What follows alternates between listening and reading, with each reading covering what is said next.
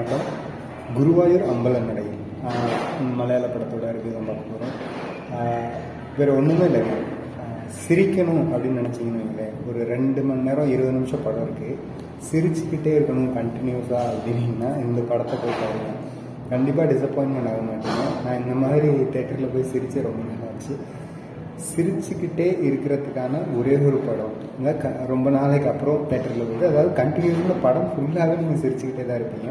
இதில் நடிச்சிருக்க எல்லாருக்குமே என்ன சொல்கிறது, special mention. Prithviraj, Basil Joseph, இந்த அனஸ்வரா ராஜன், அவங்க இந்த ஆக்ட்ரஸ், பாக்கி எல்லாமே யோகி பாபு, இந்த மாதிரி நிறைய பேர் வராங்க.